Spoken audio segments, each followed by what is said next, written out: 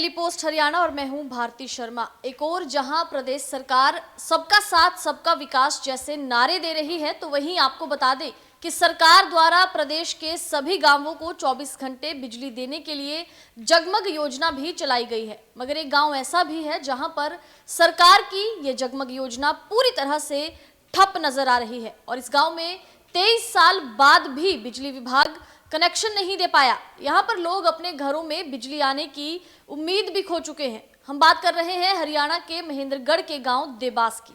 आमतौर पर लोग घर में 1 या 2 घंटे बिजली नहीं आने पर काफी परेशान हो जाते हैं, तो वहीं गांव देवास की बीपीएल कॉलोनी के जो लोग हैं वो 23 साल से बिजली आने का इंतजार कर रहे हैं।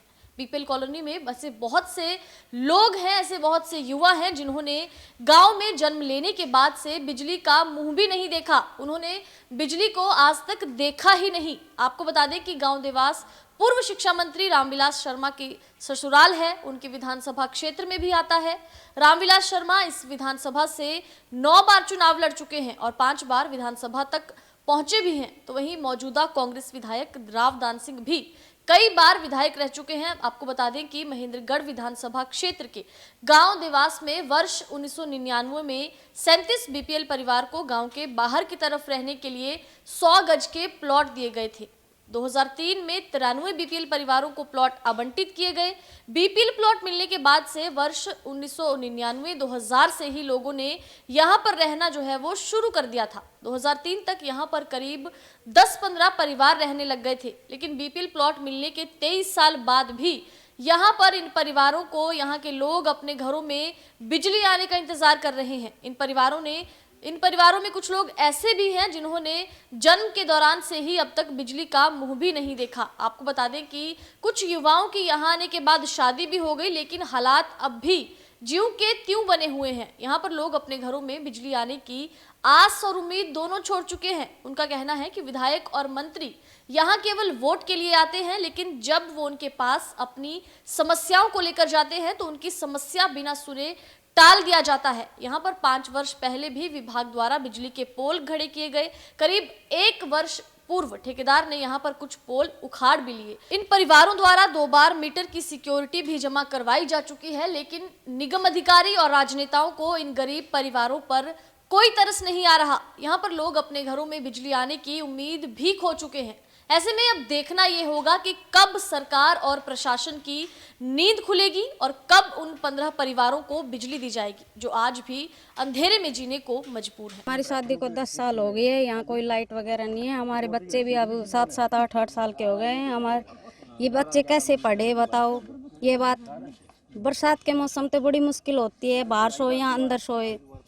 जिन्हें पंखों के नीचे सोने की आदत है वो निकल के देखे एक बार बाहर कैसे सोया जाता है बारिश के मौसम में। कैसे लेडीज खाना बनाए अंधेरे में बताओ। ये बात हमें भी तो लाइट चाहिए। समस्या है जी। हमने 2000 में यहाँ में मकान बना लिया था जी, और जब से यहाँ बिजली से परेशानी हो रहा है जी। तो आपने इसका कनेक्शन अप्लाई कितनी बार किया? 2 बार किया है जी, दोनों बार कैंसिल हो गया जी। मेरी इस तरह की समस्या है। मैं आज 20 साल का हूँ और आज तक मैंने लाइट की कोई शक्ल देखी नहीं, कैसी होती कैसे नहीं। और मकान बने कम से कम 20-22 साल हो गए हमारे यहाँ पर, जो मेरे जन्म से पहले ही बन चुके थे। तब से यहाँ पर लाइट कोई आई नहीं। आपका बर्थ कब का है? मेरा बर्थ है 1 तारीख 9वां महीना 2002 का। मैं 2.5 साल पहले जो है यहाँ डिग्गी पे आया था, तो मुझे पता लगा कि भी हरियाणा के अंदर की एक ऐसी कॉलोनी है बीपीएल जो देवास में, जो रामविलास की ससुराल है। और यहाँ दान सिंह और रामविलास का यहाँ एमएलए अपने विधायक रहे हैं।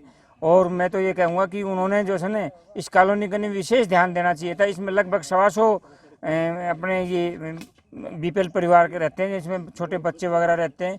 और मुझे अभी बच्चियों से बात करी, वो जो ये कहते हैं कि हम कैसे पढ़ें। सरकार कहती है भी बच्चे को पढ़ाओ, बेटी को पढ़ाओ, बेटी को बचाओ। और मुझे बड़ा महसूस हुआ कि इन्होंने 5 साल से खंभे खड़े हैं, इनमें तार नहीं पूरे गए। और सरपंच और जो एक्स सरपंच जितने भी हैं उनसे भी इनको बार बार अवगत करा दिया गया था और इनको अपने सिक्योरिटी भी रखी है। मैं चाहता हूँ भी सरकार से जल्दी जो है ना इस बल्कि बरसात के मौसम में नहीं बाहर सो सकते, नहीं अंदर सो सकते।